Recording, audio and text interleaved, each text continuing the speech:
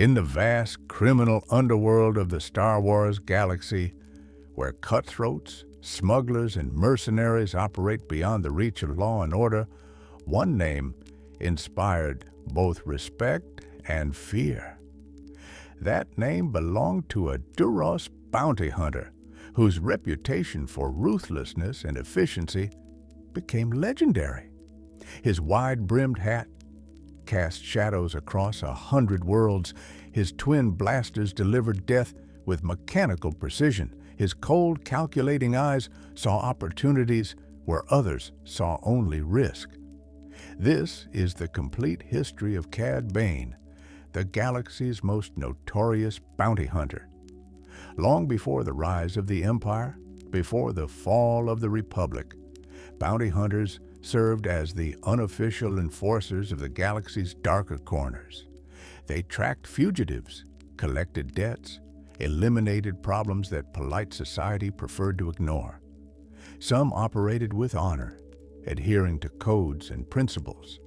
Others simply followed credits, no questions asked.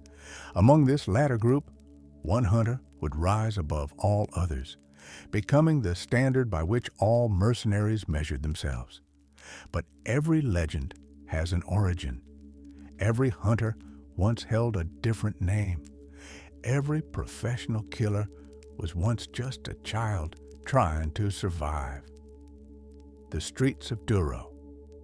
Around 62 years before the Battle of Yavin on the industrial planet of Duro, a boy was born who would eventually reshape what it meant to be a bounty hunter in the galaxy. His name was Colby.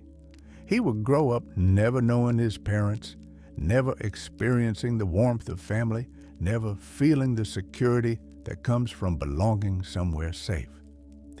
Duro was a world of contrasts. The native Duro species had once been famous explorers and spacers, their blue skin and red eyes becoming familiar sights at spaceports across the galaxy. But like many industrial worlds, Duro had its underside. Beneath the gleaming spaceports and corporate towers existed another reality. Dark alleys, desperate poverty, children left to fend for themselves in a society that had forgotten them.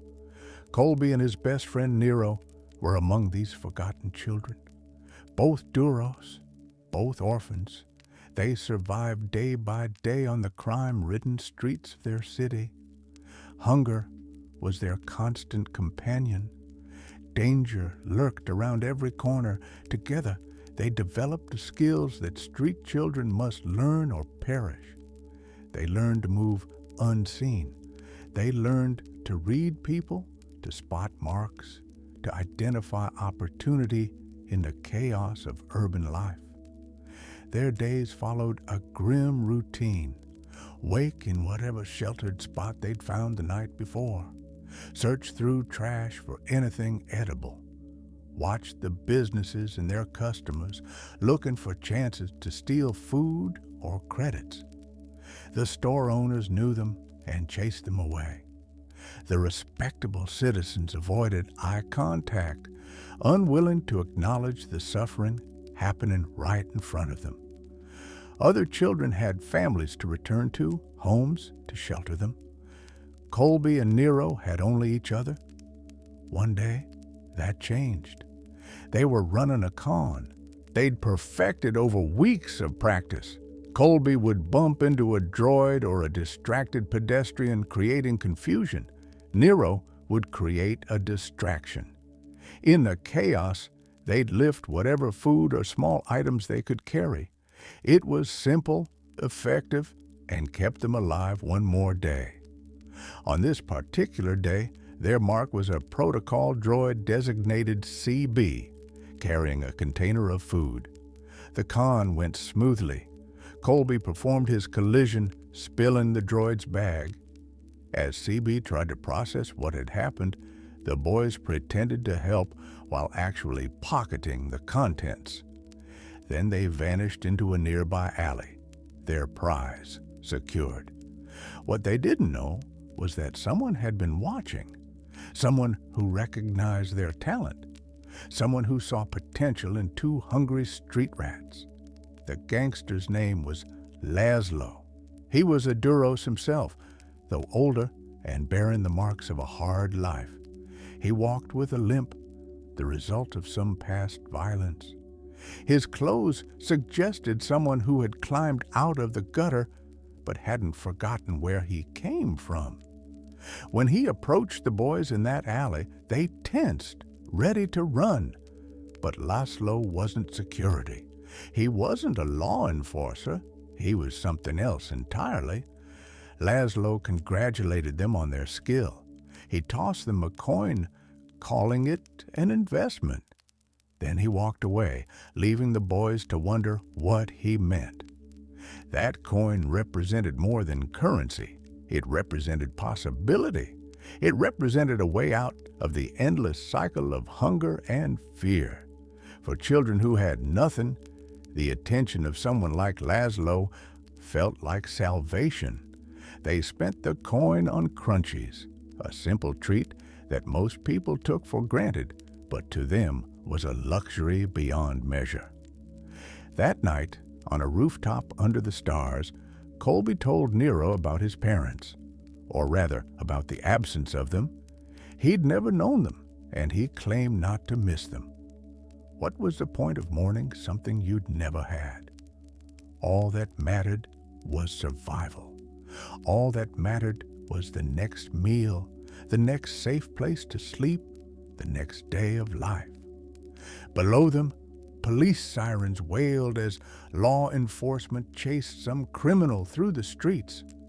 The boys watched in fascination.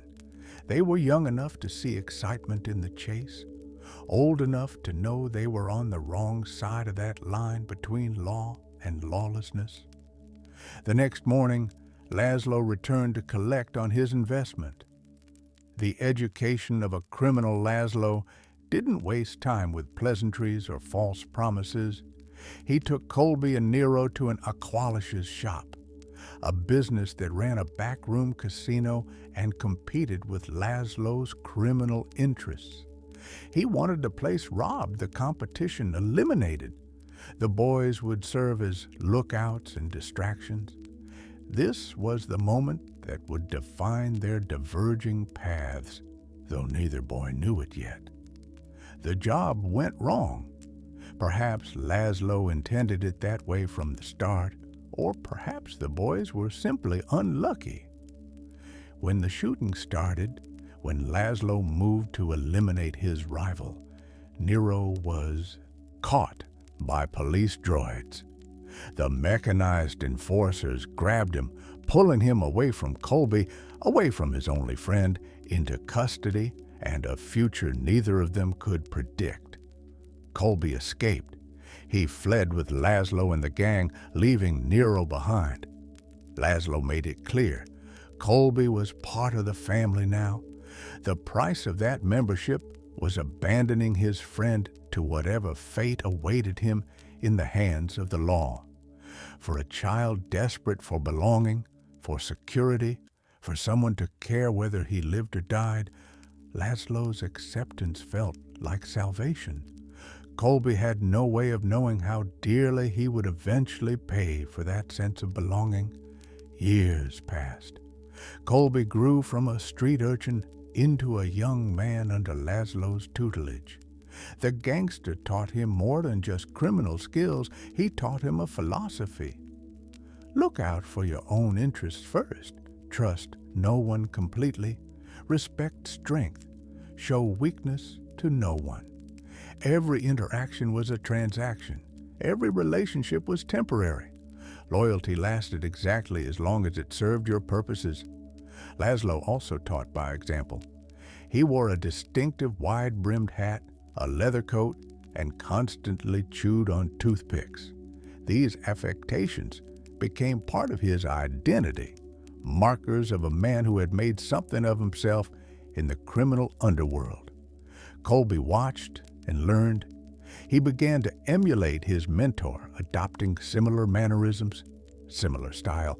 He wasn't just learning criminal skills, he was learning how to become someone people feared and respected. During these years, Colby also found something unexpected: love. Her name was Erin, another member of Laszlo's organization. She was a Duros woman with her own story of survival and compromise. Whatever brought her to Laszlo's gang, she found something in Colby that went beyond the casual relationships common in their world. They formed a bond, a connection that neither of them fully trusted but both desperately wanted to believe in. Erin became pregnant. In a galaxy of violence and uncertainty, they had created something new, something that could represent hope or simply another vulnerability to be exploited. Colby didn't know how to be a father. He'd never had one. All he knew was the life Laszlo had taught him. Then came the day that would reshape everything again. Laszlo's gang attempted a heist, another job in a long series of criminal operations. But this time, they encountered resistance they couldn't overcome. A marshal, a law enforcement officer with skills that matched their criminal expertise, confronted them. In the shootout that followed, the marshal gunned down Laszlo. The man who had taken Colby off the streets, who had given him purpose and identity, died in front of him. And with Laszlo's death, something hardened in Colby that would never soften again. The young man, now known as Cad Bane, made a decision. He would return to his homeworld. He would track down the marshal who had killed his mentor, and he would take revenge, no matter the cost.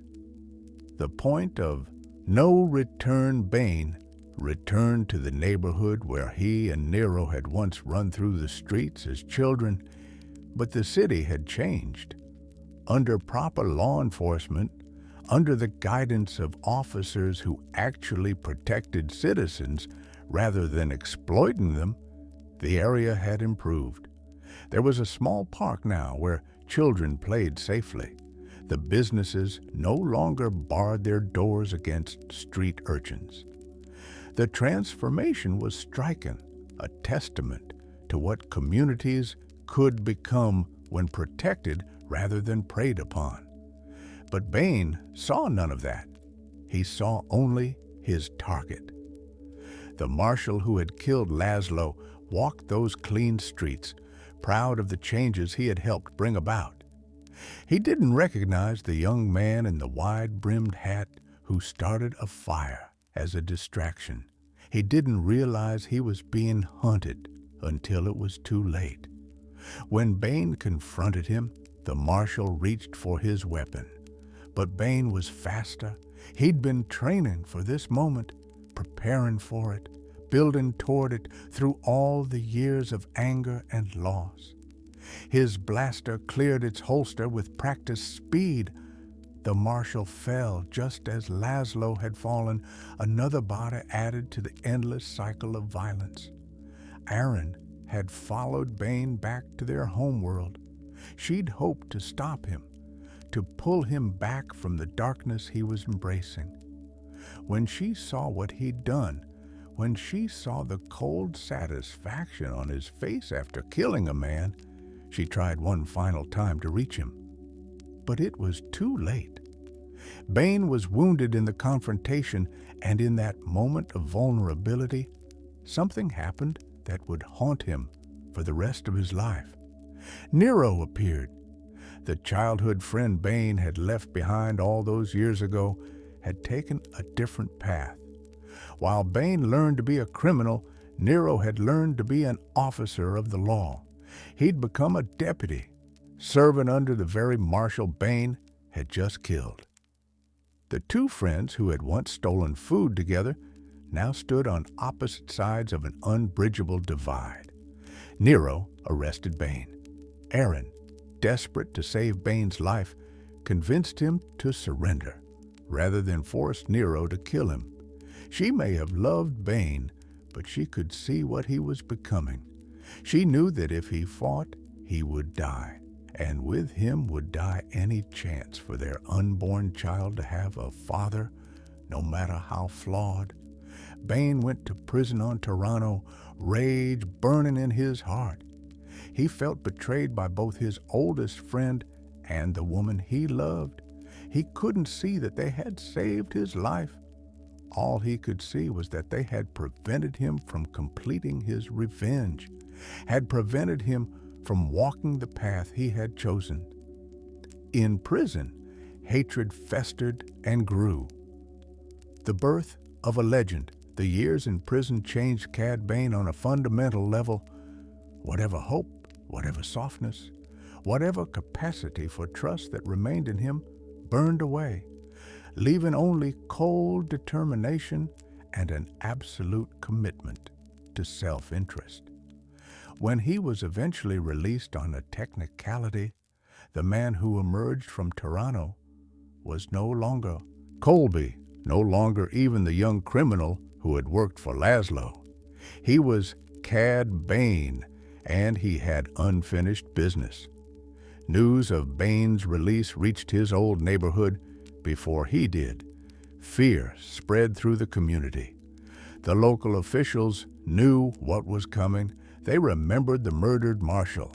They understood that Bane would seek revenge against everyone he believed had wronged him.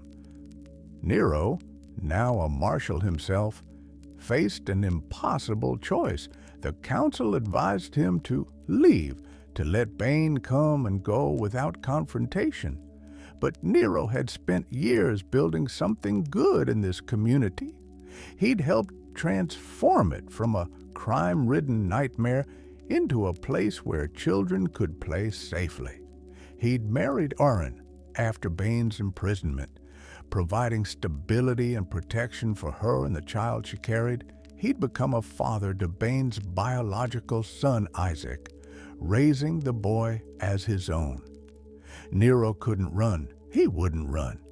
He'd made his choice years ago, and he would live or die by it. When Bane arrived on the noon transport, the streets emptied. This wasn't some anonymous bounty hunter sweeping through town. This was personal. This was the collision of two former friends, two men who had started from the same place and ended up as perfect opposites. They met in the street. Nero, wearing his marshal's badge, standing for everything law and order represented. Bane, wearing Laszlo's hat and coat, standing for everything that law and order opposed. Between them was a lifetime of choices, betrayals real and imagined, paths taken and roads not traveled. Nero tried to reason with him. He tried to explain that Oren was dead, that she'd died years ago after giving birth to their son. He tried to help Bane understand that revenge wouldn't fix anything, wouldn't bring back anyone they'd lost, wouldn't fill the emptiness inside him. Bane didn't care, or perhaps he cared too much. Perhaps the revelation that Oren was dead, that she'd lived years without him and died without him, was too painful to process.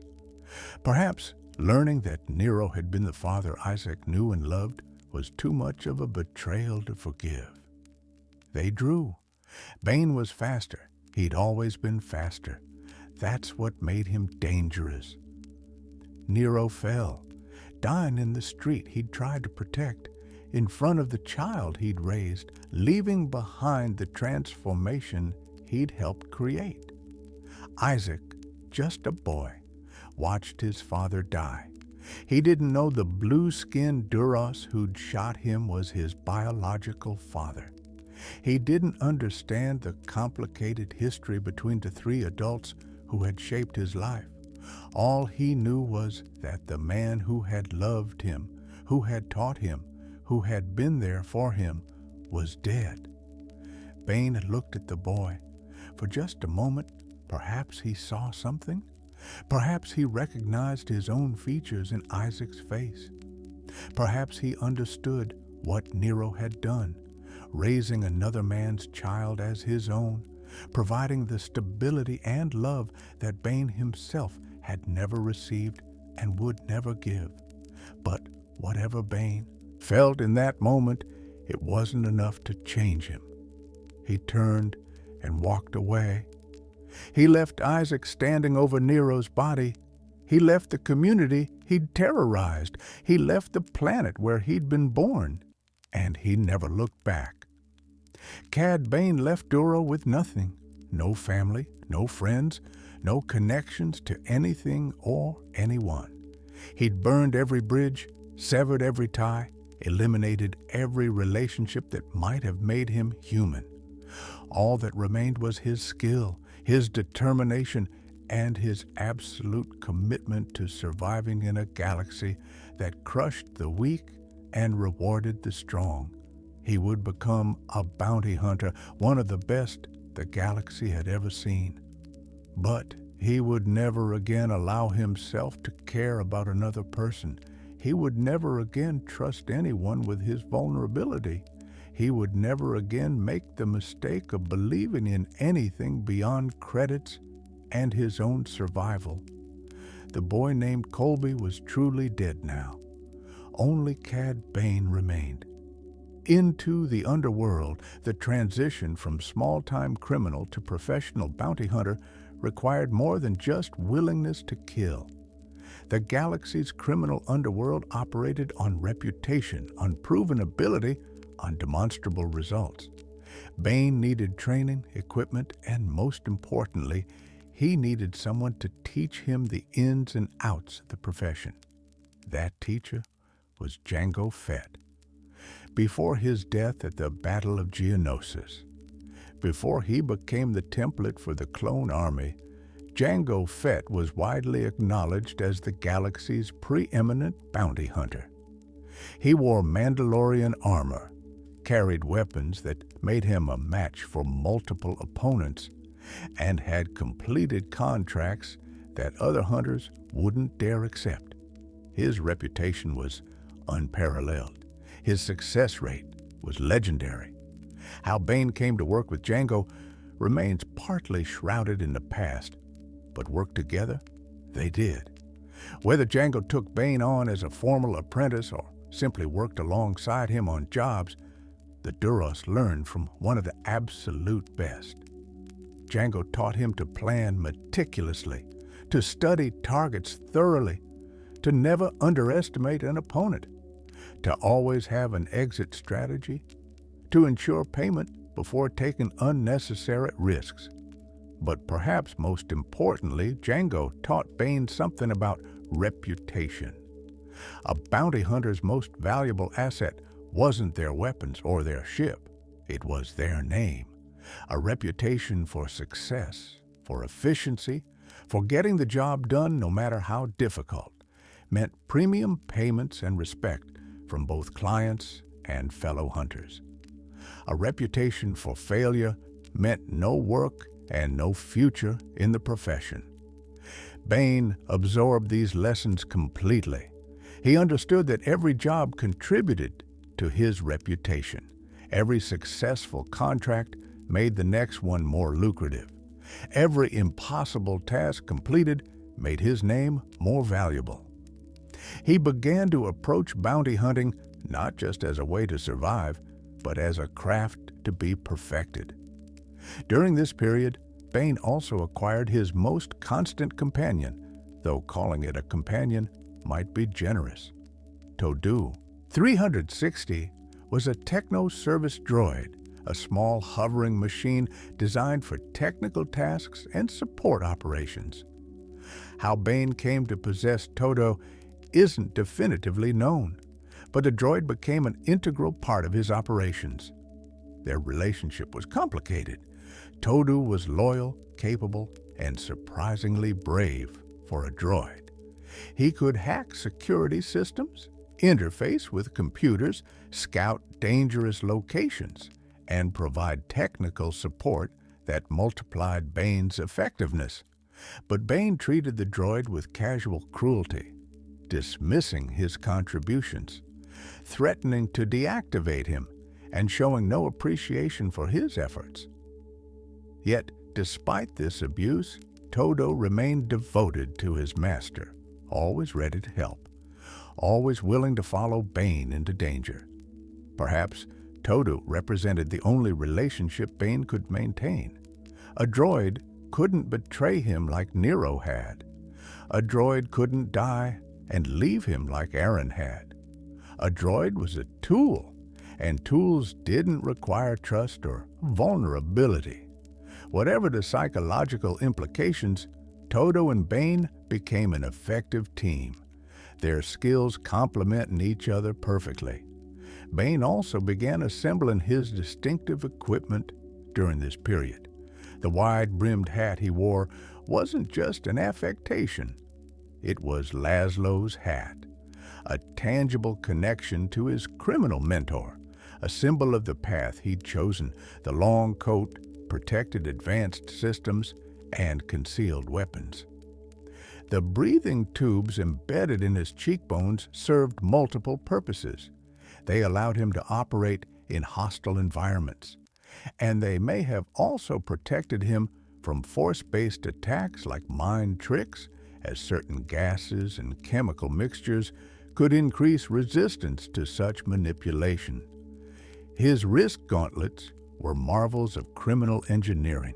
Each housed multiple systems, comlinks for communication, cable launchers for mobility, flamethrowers for close combat, stunners for subduing targets, and various control devices for hacking and manipulation. These weren't just tools. They were advantages that made him more capable than opponents with similar physical abilities. Most distinctively, Bane had custom rocket boots.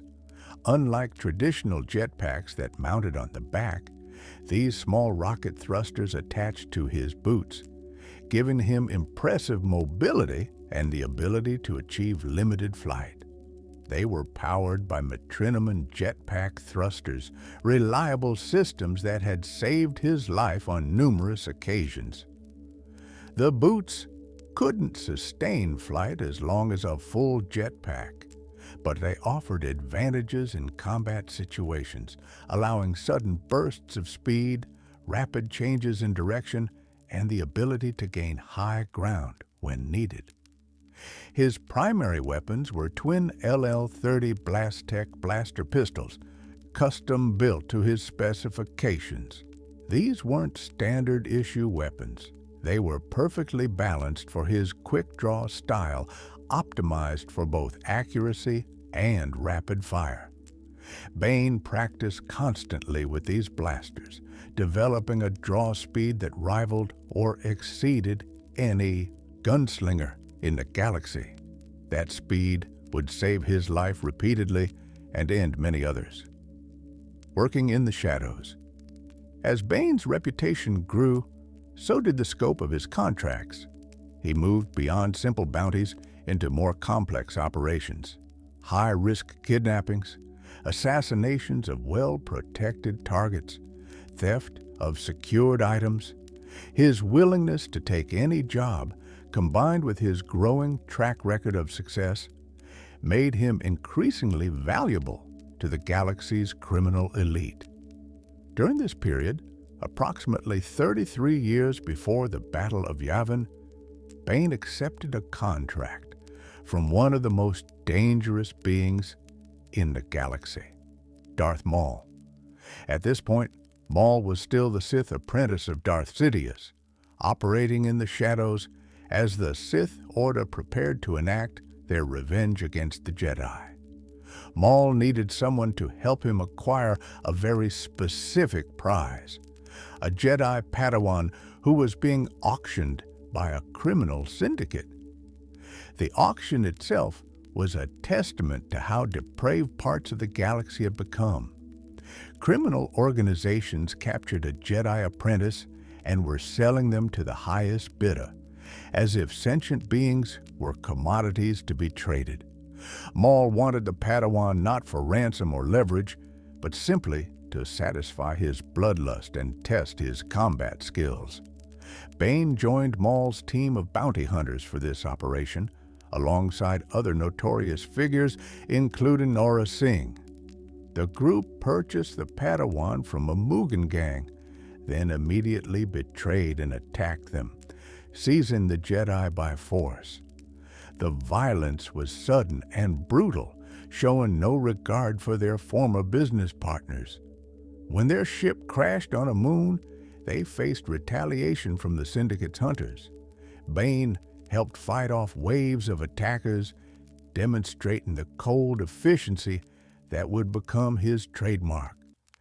He and the other bounty hunters held the line while Maul dueled the Padawan, showing impressive tactical coordination even as they contemplated betraying Maul himself for the bounty on a Sith Lord's head. But Maul was too powerful, too dangerous, and too valuable as a paying client. The hunters completed the mission, and Bane walked away with payment and an enhanced reputation. He'd worked directly for a Sith Lord, survived the experience, and demonstrated he could handle high-level operations involving Force users. This experience would prove invaluable in the years ahead. Bane also worked frequently with Aurra Sing during this period. Sing was a Jedi hunter, a bounty hunter who specialized in tracking and eliminating Force-sensitive targets. She was deadly, experienced, and respected in the criminal underworld. Working alongside her taught Bane additional techniques for dealing with Jedi, knowledge that would serve him well in the conflicts to come. His work brought him to the attention of the Hutts, the massive gastropods who controlled much of the galaxy's criminal infrastructure. Jabba the Hutt in particular would employ Bane multiple times, trusting him with sensitive operations that required discretion and skill. The Hutts paid well and provided connections throughout the underworld, making them valuable clients despite their ruthlessness and unpredictability. By the time the Clone Wars erupted, Cad Bane had become one of the galaxy's premier bounty hunters. He had a proven track record. He had impressive equipment. He had connections throughout the criminal world, and most importantly, he had a reputation that commanded respect and fear in equal measure. Then Jango Fett died at the Battle of Geonosis, and everything changed. The best in the galaxy. The death of Jango Fett left a void in the bounty hunting profession. For years, Jango had been the undisputed best, the standard by which all other hunters measured themselves. His death at the hands of Jedi Master Mace Windu shocked the criminal underworld. If even Jango Fett could fall, if even the legendary Mandalorian could be killed, then no one was truly safe. But for Cad Bane, Jango's death represented opportunity. With his former mentor gone, with the position of top bounty hunter suddenly vacant, Bane moved decisively to claim that mantle. He took on increasingly high-profile contracts. He pulled off operations that other hunters wouldn't dare attempt. He demonstrated repeatedly that he was now the best gun for hire in the galaxy. The Clone Wars provided abundant opportunities for a man of Bane's skills. The galaxy descended into brutal conflict between the Republic and the Separatists. Planets burned, millions died. In the chaos, powerful beings needed problems solved quietly, targets eliminated efficiently, and objects acquired without official involvement. Bane thrived in this environment. His services were expensive, but clients got what they paid for. He never missed a target. He never backed down from a challenge. He never made excuses or apologies. If you hired Cad Bane, the job got done, no matter how dangerous, no matter how many Jedi or clone troopers stood in the way. This reputation eventually reached the highest levels of the galaxy's power structure, and that's when Cad Bane received a commission that would cement his legendary status.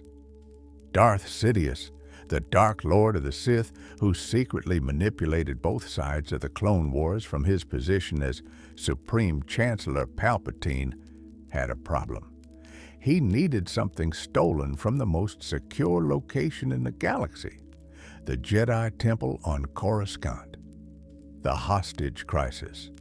Before the temple heist, before he worked directly for Darth Sidious, Cad Bane pulled off an operation that announced to the galaxy exactly how dangerous he had become. He was going to take senators hostage inside their own Senate building in the heart of Republic power and force the Chancellor himself to meet his demands. The target was simple: free Zero, the Hutt, from Republic custody. The Hutt crime lord had been imprisoned for crimes against the Republic, and he held information that other Hutts found threatening. Those Hutts wanted Zero freed, and they hired the best to do it. Bane assembled a team for this operation, demonstrating his ability to coordinate multiple bounty hunters toward a single goal. He recruited Aura Singh, the Jedi hunter he'd worked with before, Shahan Alama, a Weequay bounty hunter with assault skills, Robanino, a Petrolian slicer who could hack Republic security systems, Helios 3D, a droid who could disable security systems. Each member brought specific skills needed for different phases of the operation. The plan was audacious. They would infiltrate the Senate building while it was in session, take multiple senators hostage, and force Chancellor Palpatine to provide a data card that would free Zero from his maximum security cell. What made this operation so remarkable wasn't just its boldness, but its success. Bane walked into the heart of Republic power and bent the government to his will through carefully applied threat and violence. When Senator Philo, a Gran, attempted to walk away dismissively, Bane shot him dead without hesitation. The message was clear. This wasn't a negotiation. These weren't empty threats. Comply or die. The other senators, including Padme Amidala, suddenly understood they were in the hands of someone who valued credits above life and had no fear of consequences. Anakin Skywalker attempted to intervene. The powerful Jedi Knight, already famous for his combat skills and his role in the Clone Wars, moved to stop Bane. But Bane was prepared for Jedi intervention. He'd studied their techniques, he knew their weaknesses, he'd developed strategies specifically to counter Force users. When Anakin attacked, Bane didn't panic. He used his equipment, his team, and the hostages themselves to neutralize the Jedi threat. The breathing tubes prevented Force choking. His armor could withstand lightsaber-glancing blows. His rocket boots gave him mobility that matched or exceeded Force-enhanced movement, and most importantly, his complete willingness to kill hostages gave him leverage that Anakin's heroic nature couldn't match. The standoff ended with Bane victorious. Chancellor Palpatine, playing his role as concerned leader, authorized the release codes for Zero. Bane and his team escaped with their target, leaving the Senate in chaos and the Republic humiliated. A single bounty hunter and a small team had penetrated their most secure facilities and forced their government to capitulate to criminal demands. The operation accomplished everything Bane intended. It freed his target, it paid extremely well, and perhaps most importantly, it announced to the entire galaxy that Cad Bane was now the bounty hunter to hire when the job absolutely had to succeed, no matter the difficulty. News of the Senate hostage crisis spread through the criminal underworld like fire. Bane's rates increased. His demand skyrocketed. Every major crime lord, every separatist leader, every being who needed something stolen or someone eliminated wanted to hire the Duros who had humiliated the Republic. But the most important client of all was still to come. An impossible heist. When Darth Sidious contacted Cad Bane about stealing from the Jedi Temple, the bounty hunter initially hesitated. The Jedi Temple wasn't just secure, it was the heart of an order of 10,000 Force-sensitive warriors, many of whom were combat veterans, all of whom were dedicated to protecting the Republic. The Temple's security systems were legendary. Its holocron vault, where the most precious artifacts were kept, had never been successfully breached. The job was arguably impossible, but Darth Sidious knew how to motivate men like Bane. He questioned whether Bane's reputation was deserved or merely exaggerated. He implied that perhaps the great Cad Bane wasn't as capable as his legend suggested, and he offered a price that would make Bane one of the wealthiest beings in the galaxy. Bane's pride wouldn't allow him to refuse. If word spread that he'd turned down a contract because he was afraid his reputation would suffer, and reputation was everything in his business. So he accepted the contract, knowing it would either cement his status as the greatest bounty hunter ever or get him killed trying. The target was a Jedi holocron, a data storage device that could only be opened through the Force. This particular holocron was combined with a Kyber memory crystal that contained the location of every Force-sensitive child in the galaxy, information the Jedi carefully protected to find and train new generations of younglings. Why Sidious wanted this information, Bane didn't ask. He never asked why. He only asked how much. Planning the heist required every bit of Bane's skill and experience. Sidious provided blueprints of the temple showing the layout and security systems. Bane studied them obsessively, memorizing every corridor, every checkpoint, every possible escape route. He identified weaknesses in the security protocols and developed a multi-phase plan to exploit them. The key to success was insider help. Bane recruited Cato Parasiti, a Claudite shapeshifter who could impersonate Jedi. She would infiltrate the temple by taking the form of a deceased Jedi named Ord Innocence, using the dead master's identity to move through secured areas. Meanwhile, Bane and Todo would approach from outside, using their technical skills and equipment to breach the physical security. On the night of the heist, Bane and Todo used their rocket boots to reach an unmonitored overhang high on the temple's exterior. Todo, equipped with a specialized security chip provided by Sidious, began working on the temple systems. What neither Bane nor Todo knew was that Sidious had secretly installed a bomb inside the droid. Todo wasn't just a tool for the heist, he was also an expendable distraction. Inside, Parasiti shapeshifted into Ord Innocence's form and worked her way toward the security center. Bane and Todo coordinated with her, using her insider access to create weaknesses in the perimeter they could exploit. It was a beautiful example of planning and execution, multiple elements working together to achieve what should have been impossible. They reached the holocron vault. Inside, Bane moved with practiced efficiency. He identified the target holocron, disabled the security systems holding it, and prepared to escape. But the Jedi weren't completely unprepared. Master Mace Windu detected the intrusion and moved to respond.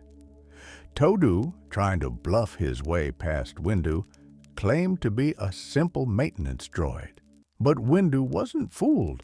Before the Jedi Master could capture Todo, the bomb Sidious had planted inside the droid detonated, creating chaos and confusion throughout the security center. Bane had sacrificed his companion, knowingly or unknowingly, using Todo's destruction as a distraction while he made his escape. Obi-Wan Kenobi and Anakin Skywalker responded to the alarm, racing through the temple to intercept the thief. Bane found himself pursued by two of the most skilled Jedi Knights in the Order, men who had fought Separatist champions and survived countless battles. What followed was a desperate chase through the temple halls. Bane used every trick he'd learned, every piece of equipment he carried, every ounce of skill he'd developed. His rocket boots gave him vertical mobility the Jedi had to match with force-enhanced jumps. His knowledge of the temple layout from the stolen blueprints helped him stay ahead of his pursuers. His willingness to shoot at Jedi showed he had none of the hesitation that might slow a less experienced criminal.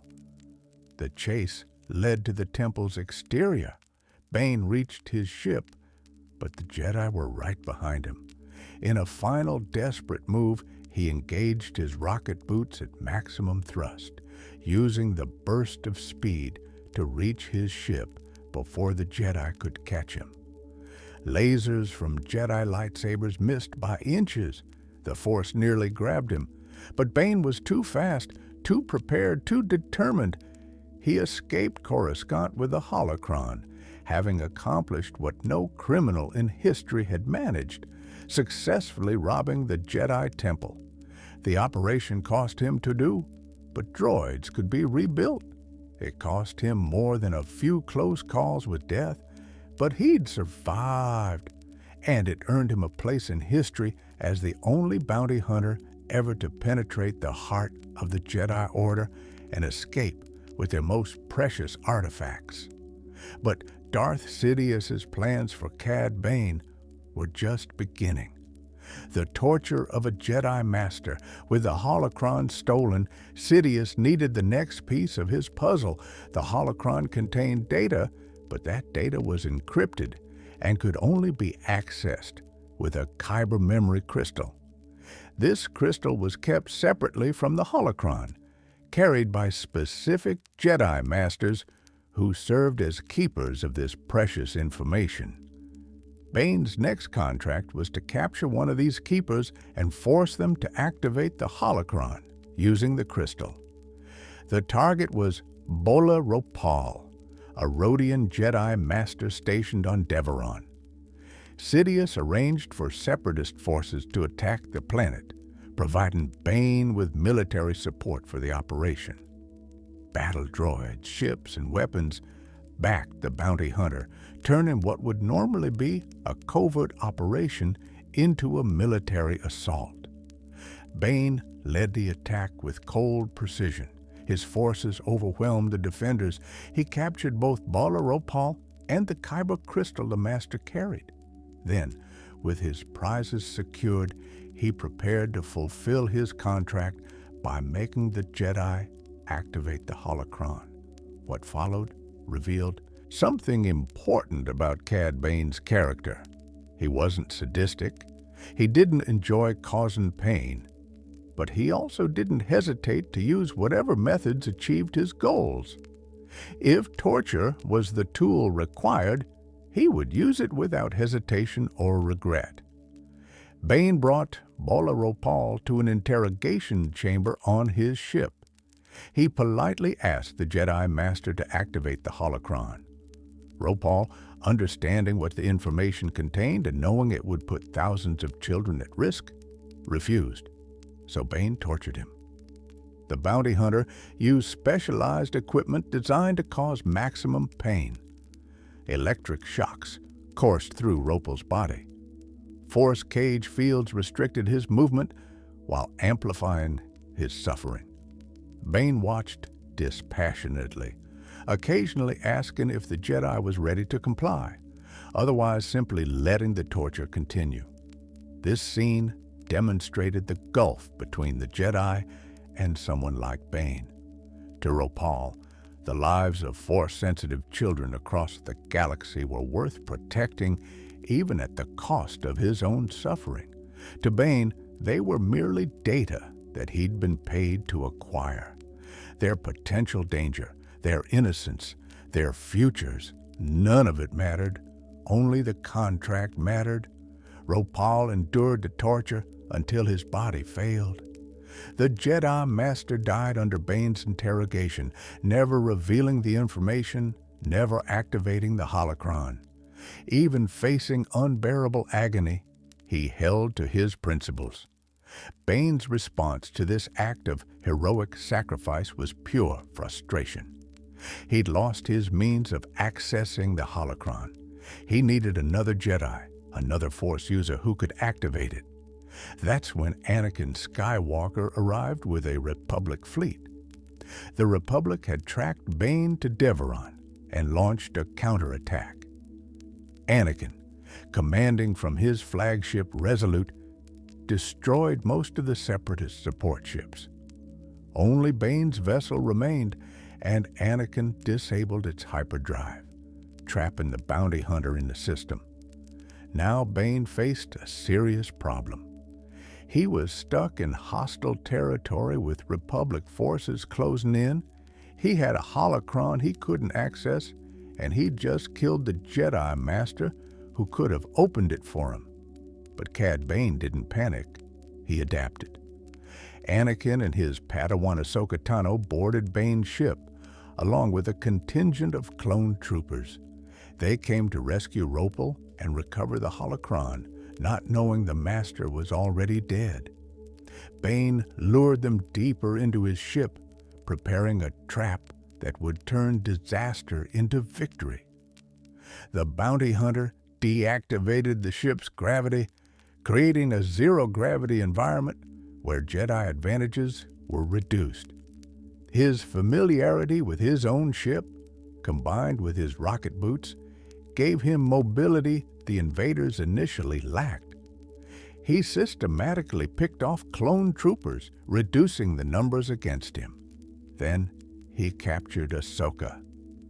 The young Togruta Padawan, despite her skill and training, wasn't prepared for Bane's ruthlessness. He grabbed her, holding a blaster to her head, and made Anakin an offer: activate the holocron or watch his student die. Anakin faced an impossible choice. The holocron contained information that could endanger thousands of children, but Ahsoka was right in front of him, her life in immediate danger, and he had both the power and the responsibility to save her. The Jedi Code emphasized the greater good, the importance of sacrifice for the benefit of many.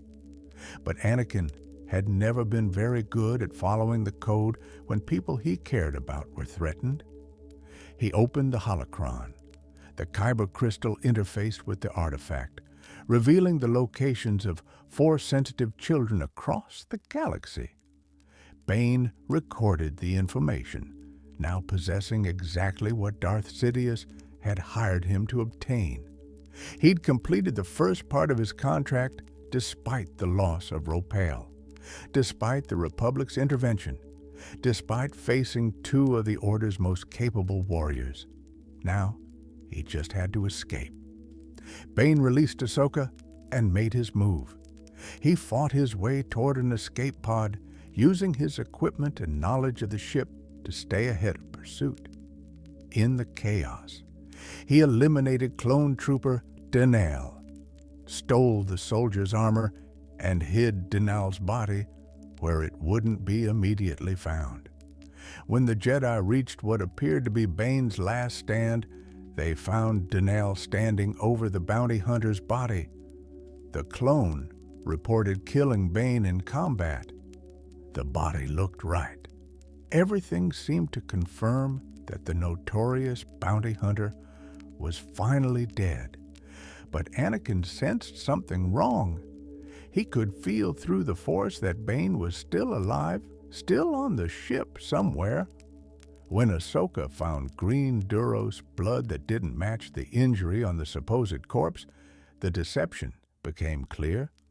Bane, wearing Denal's armor, knocked Ahsoka unconscious and stole a V-919 Torrent starfighter. Before the Jedi could stop him, he engaged the fighter's engines and blasted away from the Resolute. Anakin watched helplessly as the hunter escaped once again, still carrying the information Sidious wanted. Cad Bane had survived an encounter that would have killed most beings. He'd been trapped by a Republic fleet, boarded by 2 Jedi, and seemingly defeated. Yet, through planning, adaptability, and absolute ruthlessness, he'd escaped with his objective complete. The legend of Cad Bane grew with every impossible success. Kidnapping the children. With the information from the holocron, Darth Sidious gave Bane his next assignment. Kidnap 4 specific Force-sensitive children and bring them to a secret facility on Mustafar. There, the Sith Lord planned to conduct experiments, attempting to create loyal agents indoctrinated from infancy in the ways of the dark side. These weren't just any children. They were infants, babies who couldn't defend themselves, couldn't understand what was happening to them. To the Jedi, they represented the future of the Order, young souls who would be trained to protect peace and justice. To Sidious, they were raw material for creating weapons. To Bane, they were just targets in a contract. The bounty hunter began his kidnapping spree with clinical efficiency. His first target was Zin Toa, a Nautolan infant on the aquatic world of Glee Anselm. Bane infiltrated the child's home, subdued any resistance, and disappeared with the baby before authorities could respond. His second target was Wee Dun, a Rodian child on Rhodia. Again, Bane struck with precision, grabbing the infant and vanishing before Jedi Master Obi-Wan Kenobi could intervene. The Jedi were trying to predict Bane's movements based on the stolen holocron's information, but they were always one step behind. The third child was Rue Page, a Gungan infant on Naboo. But by this point, the Jedi had figured out Bane's pattern. They set a trap, waiting for the bounty hunter at the child's location in Jangois City. When Bane arrived, Anakin Skywalker and Ahsoka Tano were ready. They captured him after a brief struggle, finally getting their hands on the hunter who had evaded them so many times. They brought him before Obi-Wan Kenobi and Mace Windu, 2 of the most powerful Jedi Masters in the Order, for interrogation. The Jedi needed to know where the kidnapped children were being held. They needed to recover them before Sidious could enact whatever dark plan he had in mind. And they needed to determine who had hired Bane, who was directing this operation from the shadows. Bane refused to talk. The Jedi tried conventional interrogation techniques. Bane simply smirked at them, confident they wouldn't cross certain lines. The Jedi weren't Sith. They wouldn't torture prisoners. They adhered to codes and ethics that limited their actions. This gave him protection that he deliberately exploited. But the Jedi had other methods. Obi-Wan, Mace, and Anakin combined their powers, using the Force to probe Bane's mind directly. It was an aggressive technique, pushing against Bane's mental defenses, attempting to extract information whether he consented or not. For someone without Force sensitivity, the experience was agonizing. Bane thrashed against his restraints as 3 powerful Jedi bore down on his consciousness. The breathing tubes that protected him from Force choking couldn't prevent mental invasion. His considerable willpower meant nothing against their combined assault. Finally, Bane appeared to break. He told them the children of the holocron were at Black Stall Station, his base of operations in the rogue Antar system. He offered to lead them there personally, seemingly surrendering to their overwhelming power. The Jedi should have been more suspicious. Obi-Wan and Mace took Bane to the station, bringing along Commander Cody and a small force of clones.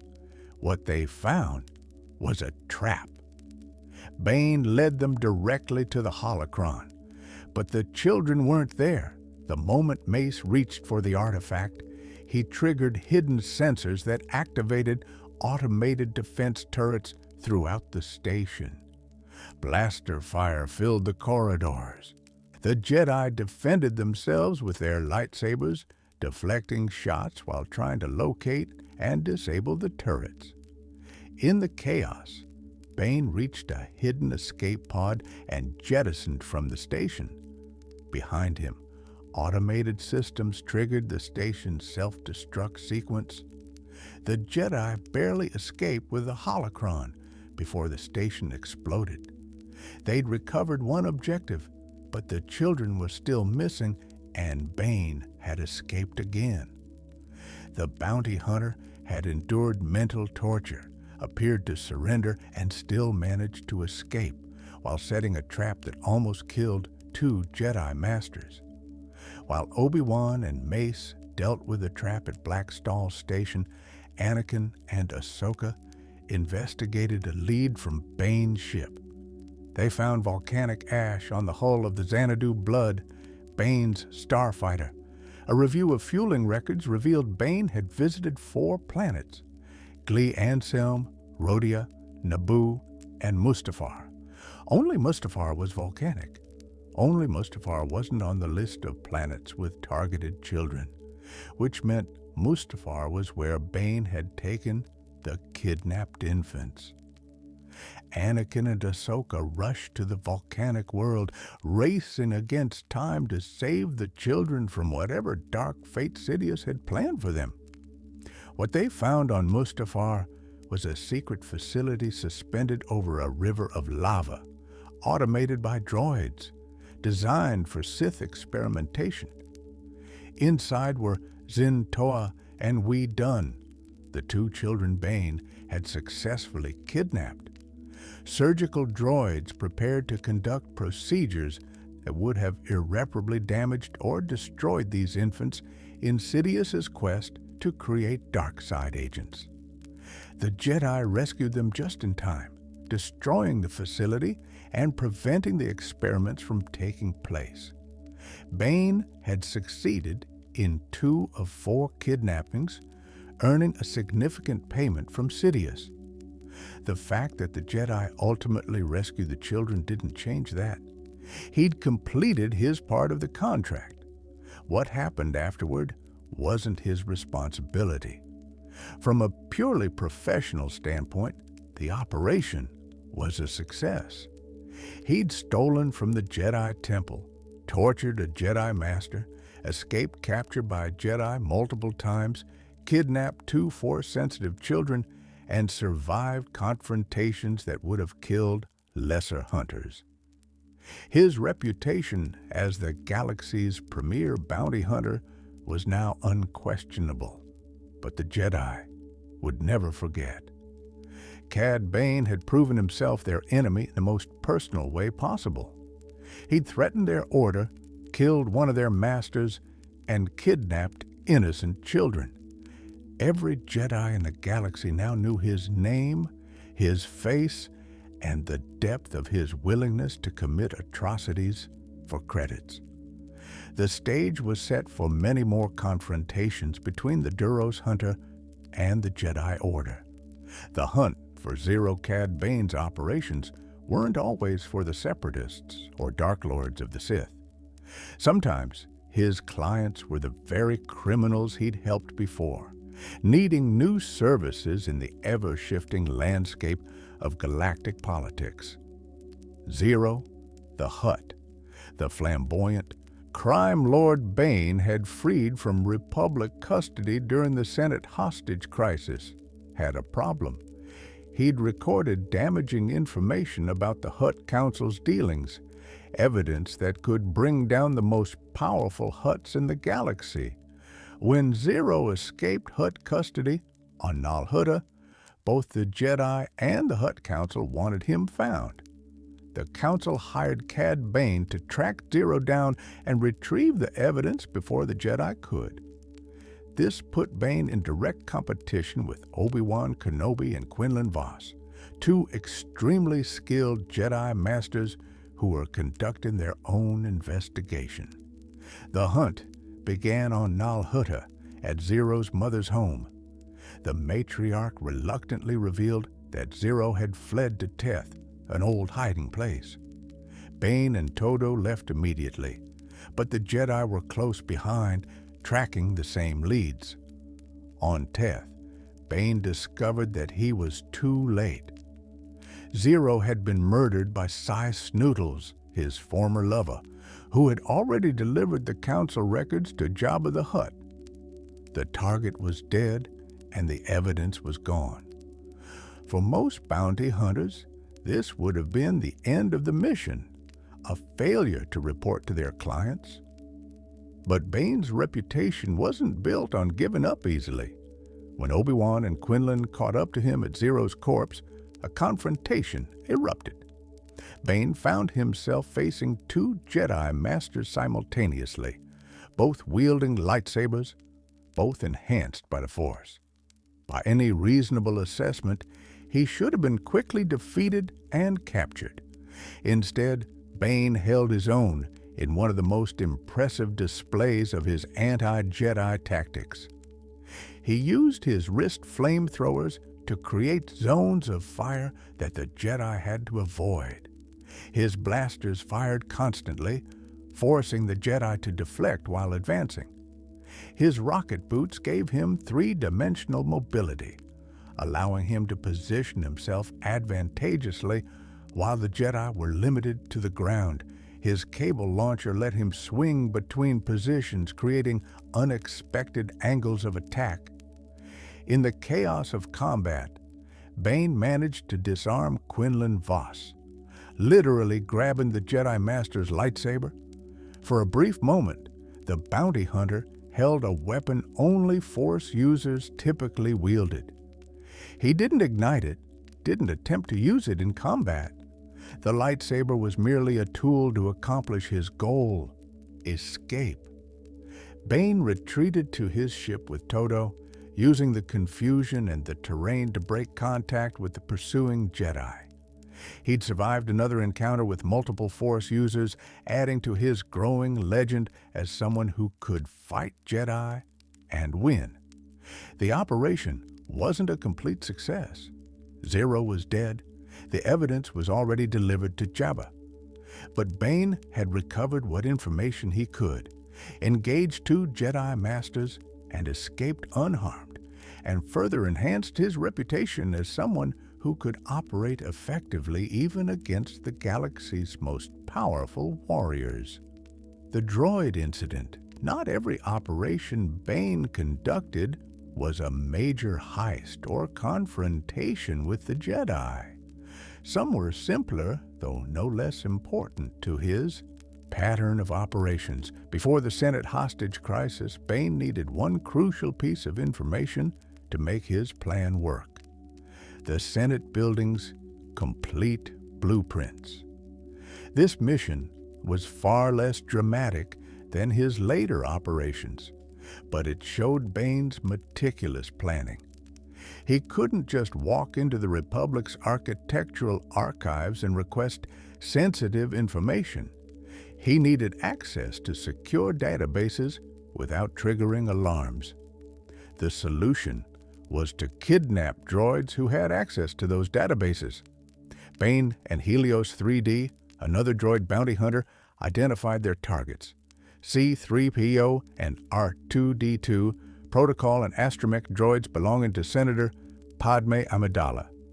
These droids had been involved in so many adventures and accessed so many systems that their memory banks were treasure troves of information, including detailed layouts of the Senate building. The kidnapping was relatively simple for someone of Bane's skills. He and Helios 3D grabbed the droids off the streets of Coruscant, brought them to a secure location, and used technical equipment to extract the necessary data from their systems. R2-D2 in particular had the complete blueprints Bane needed. With the data secured, Bane simply released the droids back where he'd found them. They were valuable property belonging to a senator. Destroying them would have been wasteful and would have triggered investigations. Better to take what he needed and let them go, leaving no trace of the theft until it was too late. This operation demonstrated something important about Bane's methods. He didn't rely only on violence and confrontation. He could conduct subtle operations, gather intelligence methodically, and set up future successes through careful planning. The Senate hostage crisis succeeded in part because Bane had done the groundwork weeks or months earlier, securing the blueprints he would need when the time came. Every successful hunter knows that half the hunt happens before you ever see your target. Bane embodied that principle completely. The prison break. After his string of high-profile operations, Cad Bane's reputation had grown to the point where other criminals specifically requested him for the most difficult jobs. One such request came from Count Dooku himself, the Separatist leader, who publicly commanded the droid armies and secretly served as Darth Sidious's Sith apprentice. Dooku had a problem. A criminal mastermind named Moralo Eval had designed a complex testing facility called the Box, intended to select the best bounty hunters for an ambitious operation. But Eval was imprisoned in a maximum security Republic facility on Coruscant, the same prison that once held Zero the Hutt. Dooku wanted Eval freed, and he wanted Cad Bane to do it. For once, Bane's approach wasn't to assault the prison or orchestrate an external rescue. Instead, he did something unexpected. He allowed himself to be captured and imprisoned in the same facility. He deliberately walked into Republic custody, knowing that once inside, he could execute his escape plan. This required an accomplice on the outside. Obi-Wan Kenobi, though Bane didn't know it, was also in the prison undercover, posing as the bounty hunter Rocco Hardeen. The Jedi had faked his own death to infiltrate criminal circles and learn about a plot to assassinate Chancellor Palpatine. Through a series of events, both Bane and the disguised Kenobi ended up in the same Republic detention facility. Inside the prison, Bane connected with two other imprisoned bounty hunters, Boba Fett and Bossk. Young Boba, Jango's clone son, was serving time for his attempted revenge against Mace Windu. Bossk, a Trandoshan hunter, was there for his own crimes. Bane needed both of them to create a distraction. He offered them a share of his payment in exchange for starting a prison riot. What followed was orchestrated chaos. Boba and Bossk initiated a massive brawl among the prisoners, drawing guards away from key positions. In the confusion, Bane, Eval, and Rocco Hardeen, Obi-Wan in disguise, made their move toward the prison mortuary. This escape route was brilliant in its simplicity. The mortuary was where dead prisoners were taken for cremation. Security was lighter there because no one expected living prisoners to use it as an exit. Bane's plan was to hide in body bags and get transferred to the cremation facility, then escape from there. There was just one problem. The mortuary doors had new locks that Bane's codes couldn't open. This is where Obi-Wan, still maintaining his cover as Hardeen, had to intervene. He used the Force subtly to manipulate the locks, opening them while Bane and Eval stood watch. Neither criminal suspected that their fellow escaper was actually a Jedi master. The three of them climbed into body bags and waited while clone troopers transported them to the cremation center. But the clones discovered they were alive before the bags could be loaded into the incinerators. Another confrontation erupted, blasters fired, and Bane led them through the facility toward freedom. Bane, Eval, and Hardeen escaped in a shuttle, blasting their way out of Republic custody and disappearing into Coruscant's lower levels. The prison break was successful. Eval was free, and Bane had added another impossible operation to his resume. He'd infiltrated a maximum security Republic prison and broken out one of their most valuable prisoners. But more importantly, Bane had now been recruited for the operation Dooku was planning, the one that Eval's box facility was designed to serve. The box on Sereno, Count Dooku's personal world, Eval had constructed his masterpiece, the box. This wasn't a simple testing ground.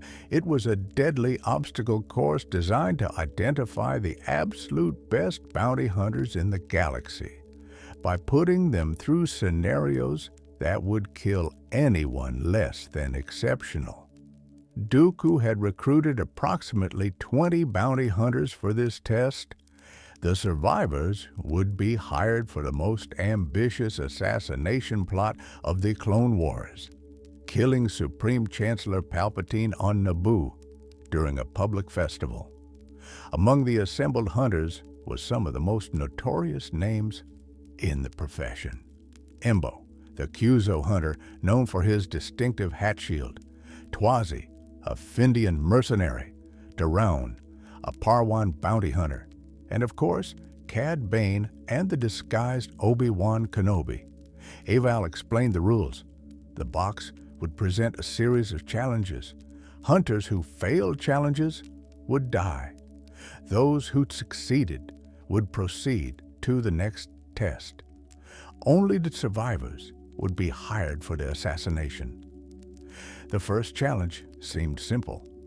Move from one end of a room to the other while the walls closed in. But ray shields made direct passage impossible. Seismic charges created deadly vibrations. Hunters had to work together, using their equipment and skills creatively to find a path. Several hunters died in this first challenge, crushed by the walls or disintegrated by the ray shields. But Bane, using his cable launcher and knowledge of physics, found a solution and helped the others cross. The second challenge involved sniper positions and a gauntlet of fire. Hunters had to cross an open area while snipers targeted them from protected positions. Some charged straight ahead and died. Others tried to take cover and were picked off. Bane identified the sniper positions, used his blasters to provide covering fire, and coordinated the group's crossing. The third challenge was perhaps the most telling about Bane's character. Moralo Eval suspended Rako Hardeen, Obi-Wan, over a platform that would retract, dropping him into a pit.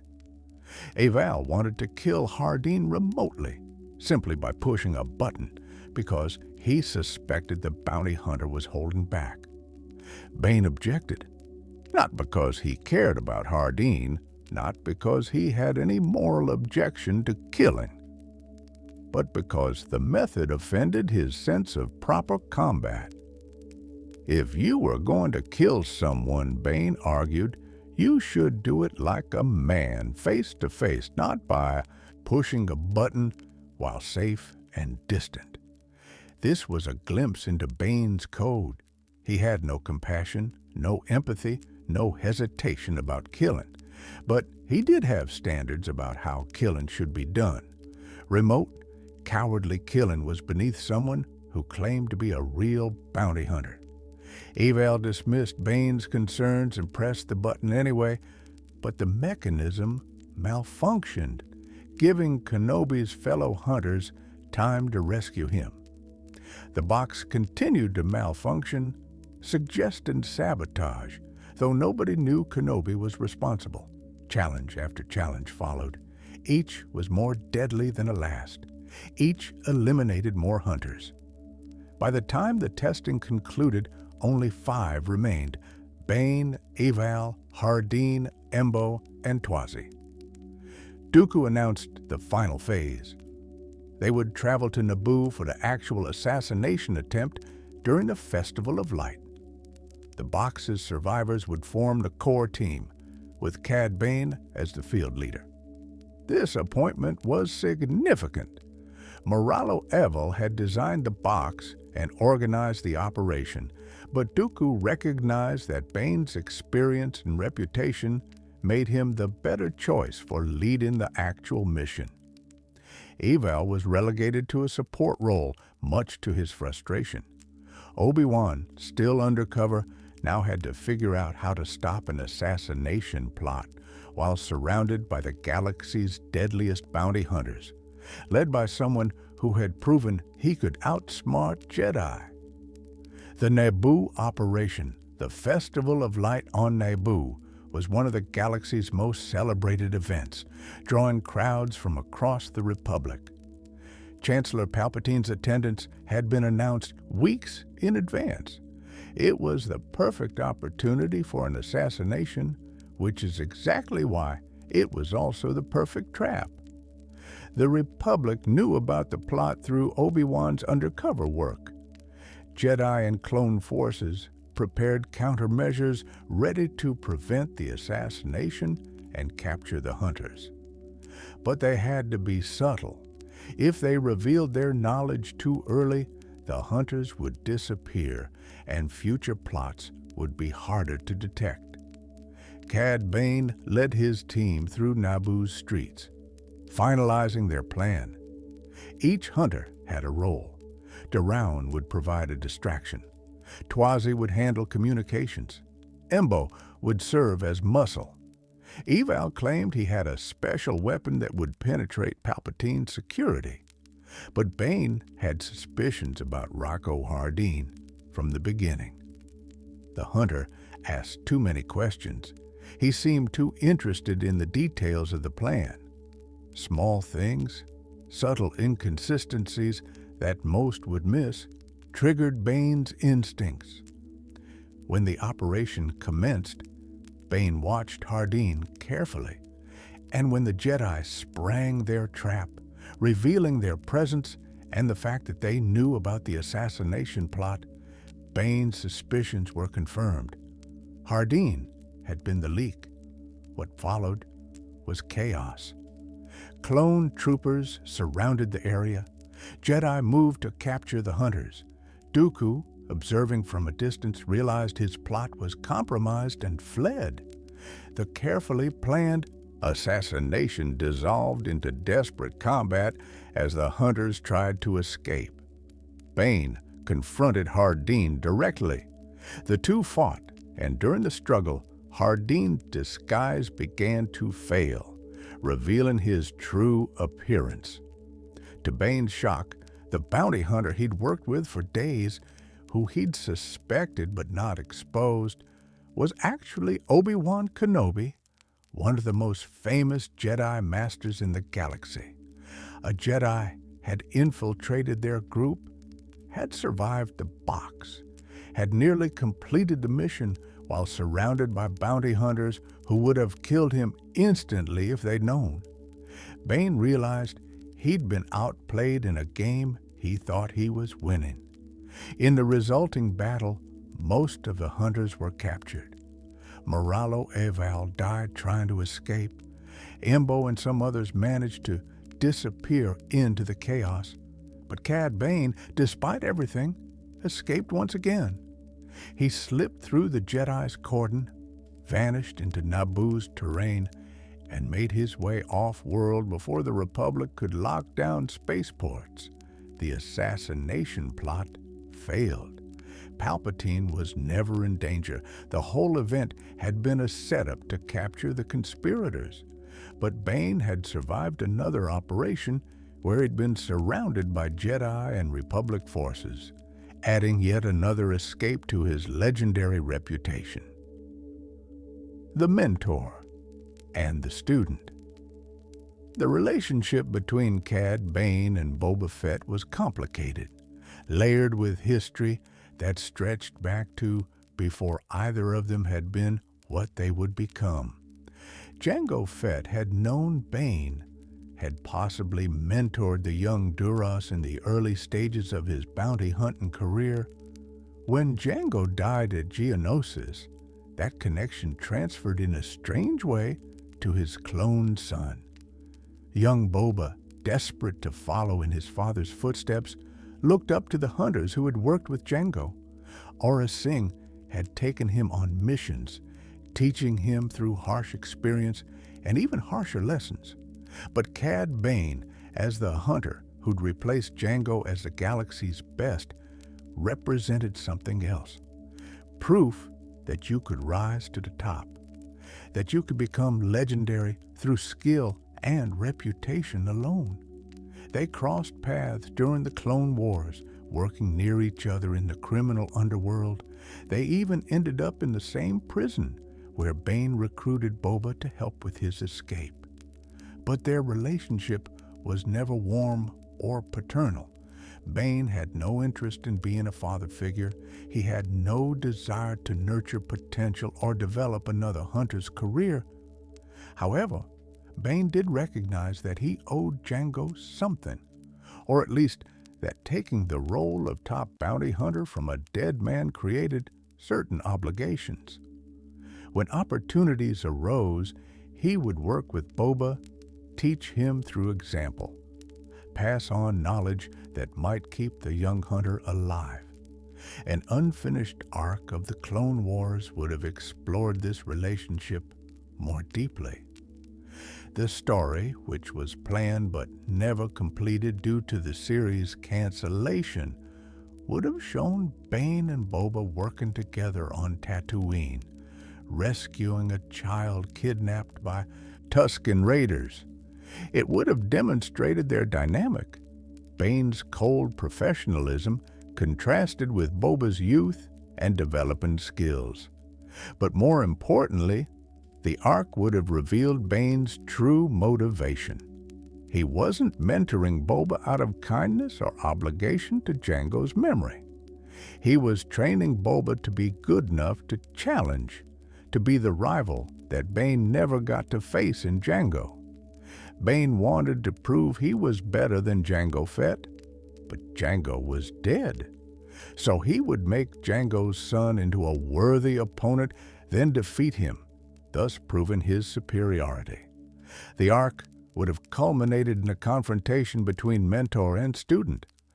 Bane and Boba would have faced each other in a standoff reminiscent of classic Western duels. Both would have drawn, both would have fired, both would have been shot. Bane's blast would have struck Boba's helmet, creating the iconic dent that Boba Fett's helmet bears throughout the original trilogy. Boba's shot would have hit Bane in the head, requiring cybernetic implants to save his life. The metal plate visible on the back of Bane's head in later appearances would have been the result of this duel. Neither died in this confrontation, but both were forever marked by it. Bane had proven he could outdraw Jango's son, maintaining his claim as the fastest gun in the galaxy. But Boba had proven he belonged among the elite hunters, that he'd inherited more than just his father's genetics. While this specific arc was never completed, and technically isn't canon, elements of it seem to be reflected in later material. Bane does have cybernetic implants by the time of the Bad Batch, His final words to Boba Fett in the Book of Boba Fett reference a final lesson, suggesting a history of teaching between them. The characters' histories are intertwined in ways that honor the intended storyline, even if the specific events remain unconfirmed. The Imperial years. When the Republic fell and the Empire rose, the galaxy transformed overnight. Order 66 eliminated most of the Jedi. Clone troopers, the Republic's army, became stormtroopers, the Empire's enforcers. Worlds that had been free became subjugated. Democracy gave way to dictatorship under Emperor Palpatine's rule.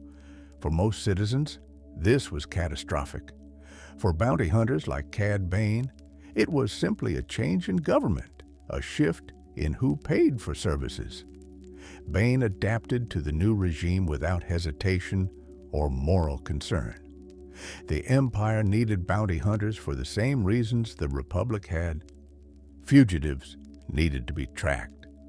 Rebel sympathizers needed to be captured. Assets needed to be recovered. As long as someone paid his price, Bane would do the job. During this period, Bane worked various contracts. Some were for the Empire directly, though he maintained his independence rather than becoming a full-time Imperial agent, like some hunters did.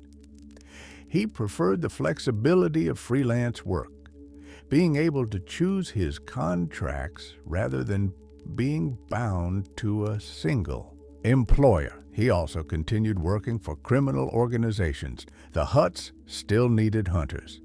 The various syndicates still needed enforcers. The changing government didn't affect the criminal underworld nearly as much as it affected legitimate society. Credits still flowed, contracts still needed completion, and Cad Bane's reputation still opened doors that remained closed to lesser hunters. But the Empire's interest in Force-sensitive individuals meant that some of Bane's old specialties became valuable again. The Emperor sought children with Force potential for various dark purposes, much as Darth Sidious had during the Clone Wars. Bane's experience kidnapping Force-sensitive targets made him a logical choice for such operations. One such mission brought him into conflict with Clone Force 99, an elite squad of enhanced clones who had escaped Imperial service and were trying to stay free. The Bad Batch years. After the Clone Wars ended, Cad Bane was hired by the Kaminoans, the species who had created the clone army. They had a problem. A young female clone named Omega had escaped from Kamino with a defective clone squad known as the Bad Batch, or Clone Force 99. Omega was valuable. She was a pure genetic template, unaltered like Boba Fett, with medical knowledge and potential applications the Kaminoans weren't willing to lose. They needed her back, and they needed someone good enough to get past the enhanced soldiers protecting her. They hired Cad Bane. By this point in his career, Bane had the cybernetic enhancements on his head, the metal plate that kept his brain functioning after some previous injury. He was older, his blue skin showing more wear, but he'd lost none of his speed or deadliness. If anything, decades of experience had made him more dangerous. Bane tracked the Bad Batch to Bracca, a junkyard world where they were salvaging equipment from abandoned Republic ships.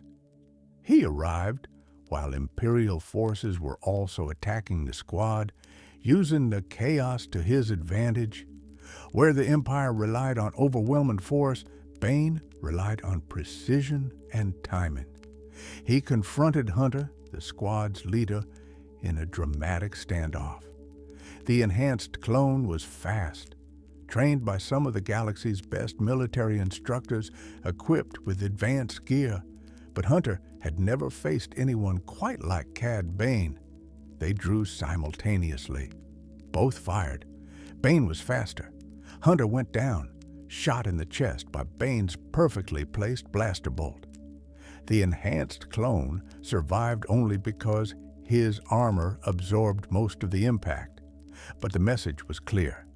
Bane could outdraw anyone, even enhanced soldiers with superhuman reflexes. Bane grabbed Omega and attempted to leave, but a rest of Clone Force 99 intervened. Wrecker, the team's muscle, engaged Bane in close combat.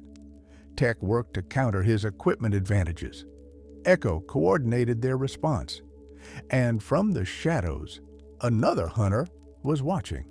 Fennec Shand, a skilled bounty hunter in her own right, had her own interest in Omega.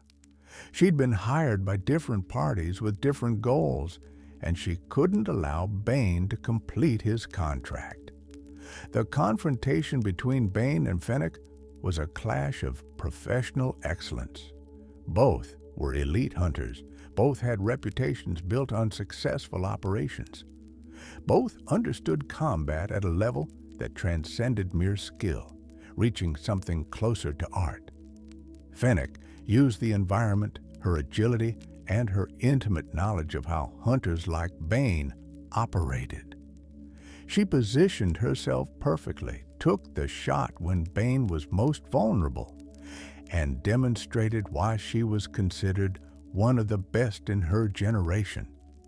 She shot one of Bane's rocket boot thrusters, eliminating his mobility advantage and creating an opening for Clone Force 99 to escape with Omega. Bane was forced to retreat, failing to complete his contract for one of the few times in his career. This failure didn't destroy Bane's reputation. Even the best hunters sometimes failed, especially when dealing with multiple skilled opponents and unexpected complications. But it showed that Bane was no longer the absolute best. A new generation of hunters had risen, and they were his equal or possibly his superior. The confrontation with Fennec was significant for another reason.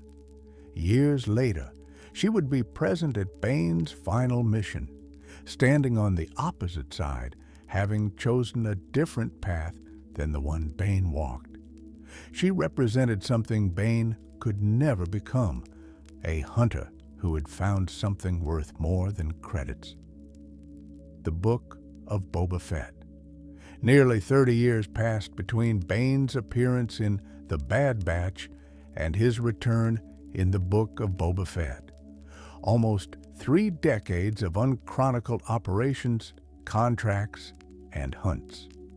Bane continued working throughout the collapse of the Empire, the rise of the New Republic, and the subsequent chaos as the galaxy tried to find stable governance. By 9 years after the Battle of Endor, Cad Bane was an old hunter by any standard.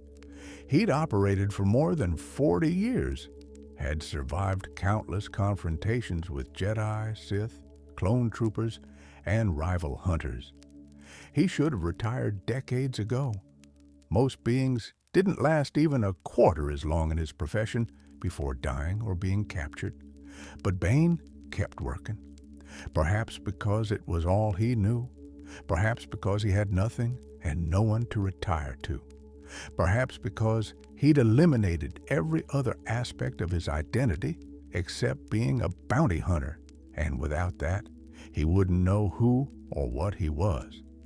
He took a contract with the Pike Syndicate, a criminal organization dealing in spice trafficking. The Pikes had operations on Tatooine, the desert world where the Hutts had once ruled and where Boba Fett was now establishing his own criminal empire. The Pikes needed someone to handle problems, and Cad Bane was still one of the best problem solvers credits could buy. The first problem was Cobb Vanth, the Marshal of Freetown, formerly known as Mos Pelgo. Vanth had been wearing Boba Fett's salvaged armor for years, using it to protect his town from threats. When Boba reclaimed his armor, Vanth had returned to his law enforcement role without the Mandalorian equipment, but he still protected his community. Vanth refused to allow spice running through his territory. This put him in direct opposition to the Pikes, and the Pikes sent Cad Bane to change his mind or eliminate him. Bane arrived in Freetown like something from a nightmare or a legend, depending on your perspective. He walked into town at high noon, the wide-brimmed hat casting shadows across his weathered blue face, toothpick in his mouth, hands near his blasters. It was a scene from classic Western films transported into the Star Wars galaxy, deliberate theater designed to intimidate and demonstrate dominance. Vanth met him in the street. The marshal had heard of Cad Bane, knew his reputation, understood what his presence meant. The two stood facing each other, the showdown playing out with all the tension of gunfighters in an old West town. Bane offered a bribe. The Pikes would pay well for Vanth to look the other way. Tatooine would be left alone as long as the spice shipments continued unimpeded.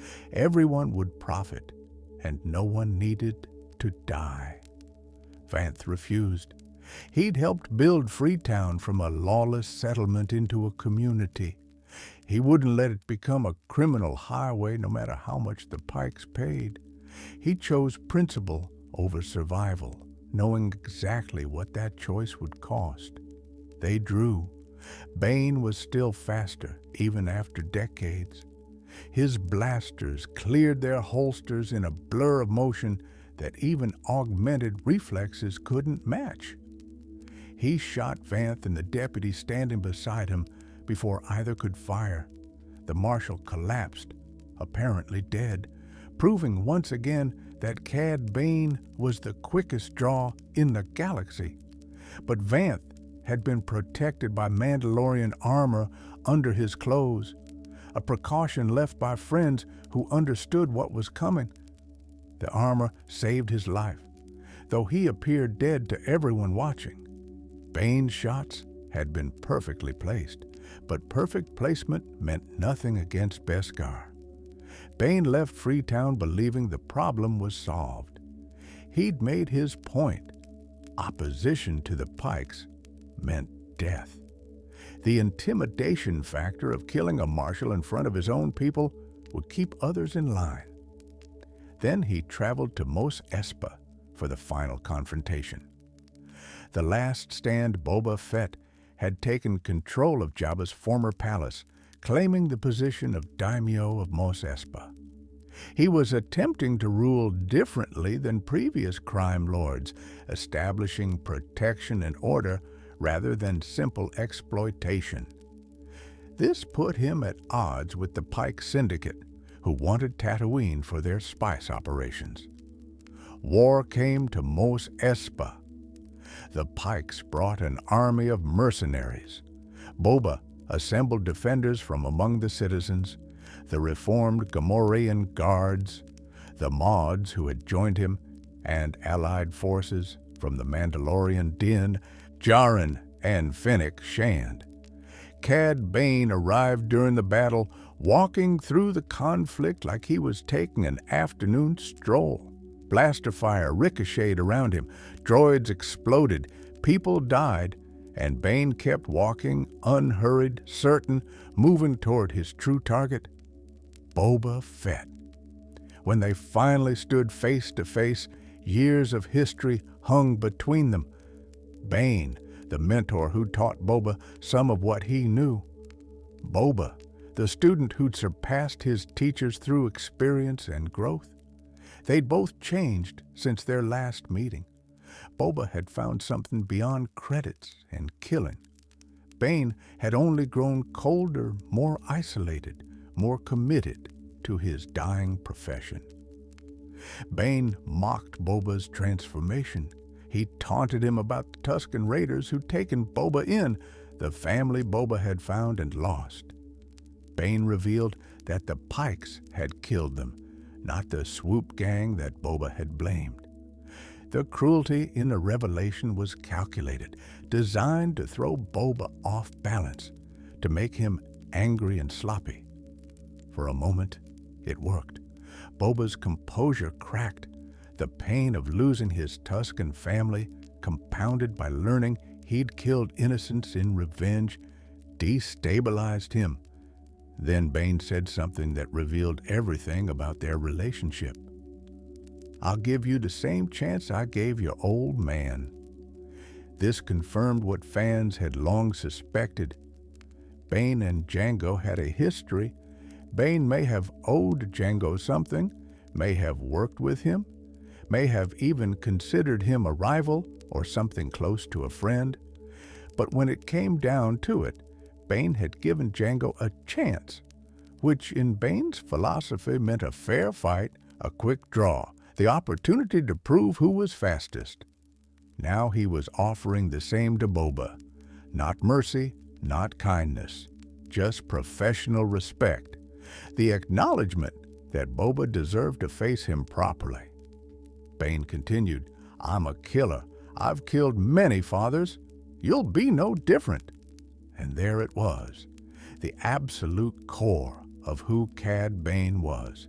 He was a killer, not a guardian, not a protector, not someone who built anything or stood for anything, just a killer, someone who ended lives for payment, who measured success in credits and corpses. He concluded, "Consider this my final lesson. I'll show you who you really are." They drew. Bane was faster. He'd always been faster. His blasters came up in that same blur of practiced motion that had killed hundreds.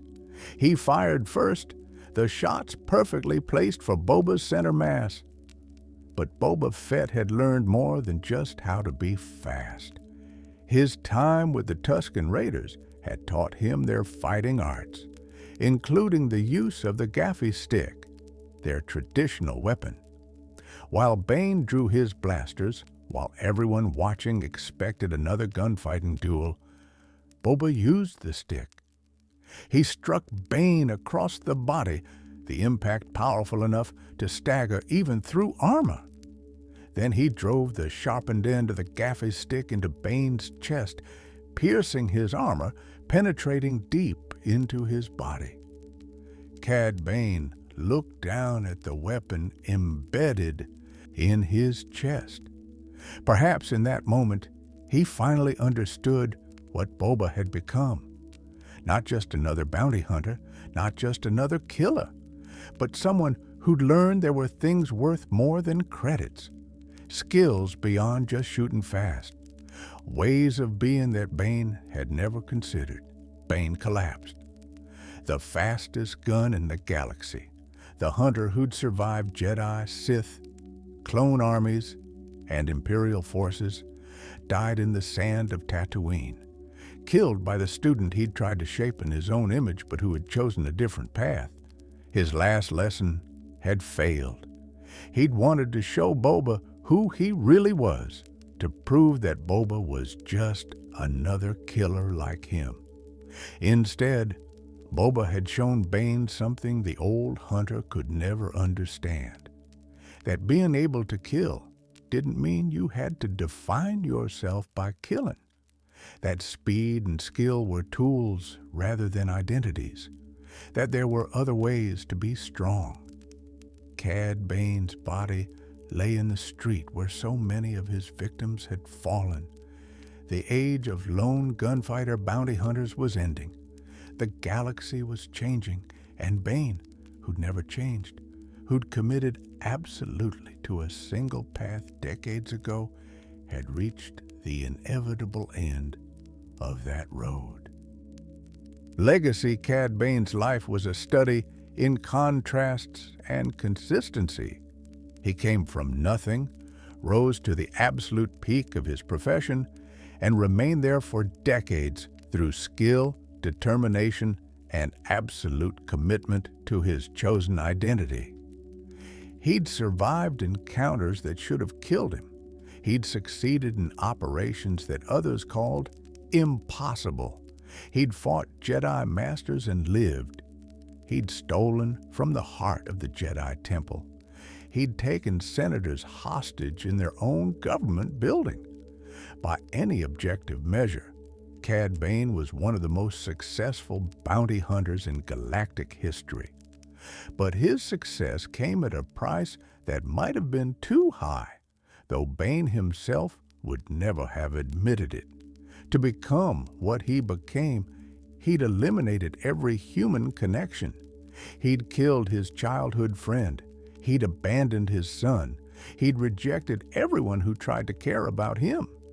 He'd chosen to be alone because being alone was safer, easier, more consistent with his philosophy that trusting others was weakness.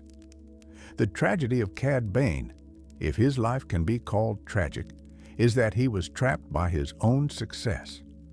Every successful operation reinforced his methods and philosophy. Every escape from seemingly impossible situations confirmed that his approach to life was correct. Every credit earned validated his choices.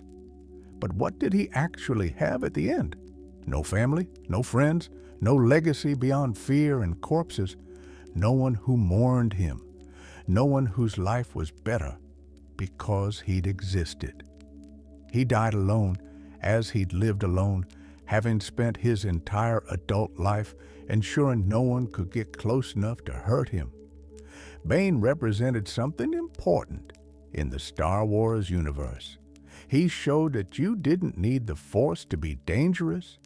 You didn't need special powers or mystical abilities. You just needed skill, equipment, planning, and absolute commitment to your goals. He proved that a well-trained, well-equipped professional could go toe-to-toe with Jedi and have a reasonable chance of surviving. But he also represented the emptiness at the heart of pure self-interest. Bane looked out only for himself. He valued only credits and reputation. He rejected every value system except survival and success. And in the end, what did that get him? A longer life than most in his profession, certainly. More credits than he could possibly spend.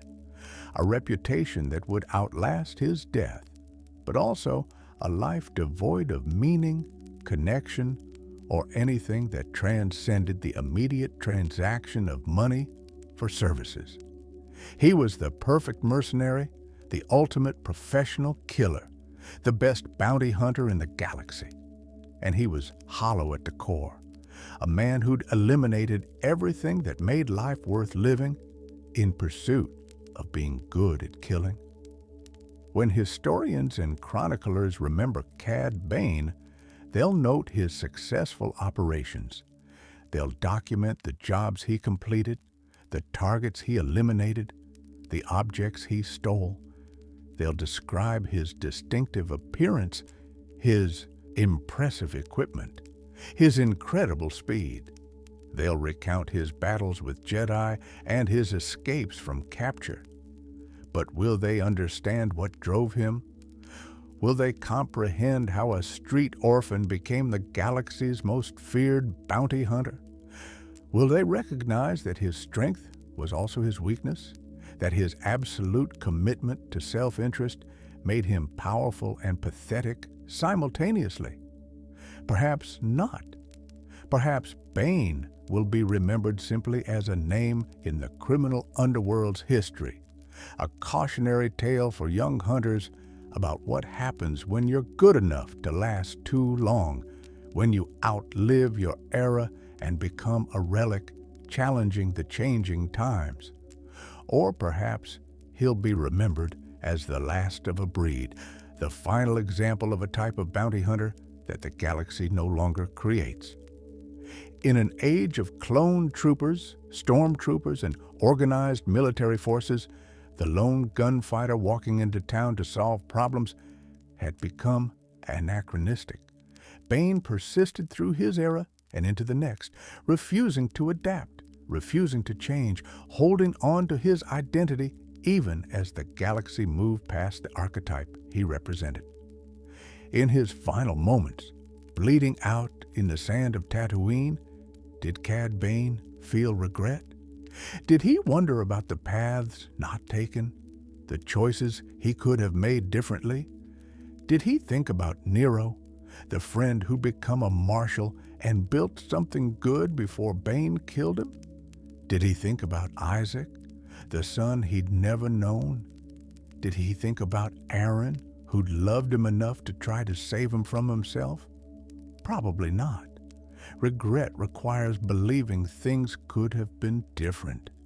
Bane's entire philosophy was built on accepting reality and maximizing your advantage within it. Wondering about alternatives was weakness, a waste of mental energy that could be used for survival. He'd chosen his path as a young man standing over Laszlo's dead body. He'd confirmed that choice when he killed Nero. He'd reconfirmed it with every contract, every eliminated target, every operation where he chose credits over conscience. By the time he faced Boba Fett for the last time, Cad Bane was too committed to his identity to question it. So he died, as he'd lived, alone, professional, and utterly uncompromising. Conclusion: the story of Cad Bane spans decades and countless operations. From the streets of Duro to the heights of his profession, from the Clone Wars to the age of the New Republic, his career touched some of the most significant events in galactic history. He was never a hero. He made no attempt to be one. He was a mercenary, a killer for hire, someone who valued credits above life and reputation above relationships. He represented the criminal underworld at its most efficient and its most soulless. Yet there's something compelling about his story, something about the orphan who refused to stay a victim, something about the skill honed through decades of practice, something about the absolute commitment to a chosen identity, even when that identity was fundamentally destructive. Cad Bane proved that in the Star Wars universe, you didn't need to be a Jedi or a Sith to matter. You didn't need mystical powers or ancient prophecies. You just needed to be very, very good at what you did and willing to do things others wouldn't. He influenced the generation of bounty hunters that followed him. Hunters studied his techniques. They emulated his equipment choices. They analyzed his operations, learning from his successes and failures. Boba Fett, who eventually surpassed him, learned crucial lessons from Bane about reputation, preparation, and professional excellence.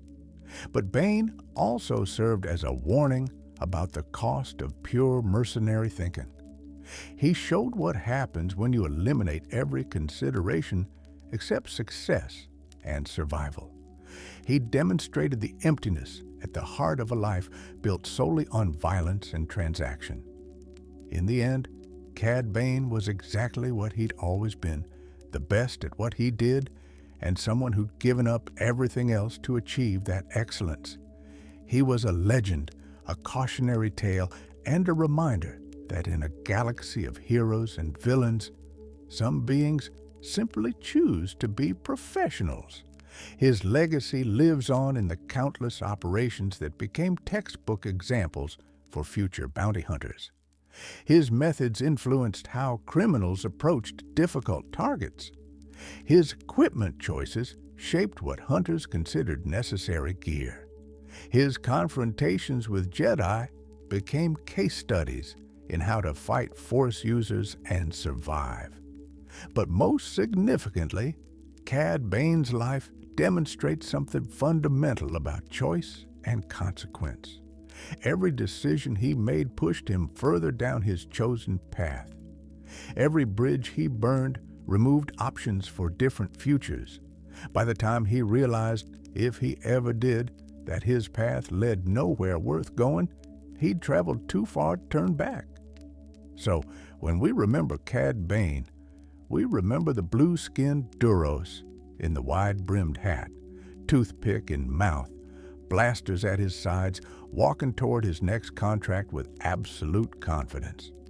We remember the fastest gun in the galaxy, the hunter who stole from the Jedi temple, the mercenary who took senators hostage, the professional who never failed a contract.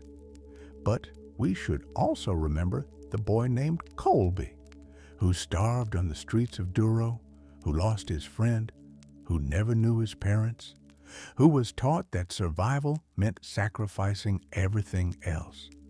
That boy became Cad Bane, and Cad Bane became a legend. But the price of that legend was the complete destruction of everything human in Colby. Perhaps that was the real final lesson Cad Bane had to teach, that you can achieve everything you set out to do and still lose what matters most.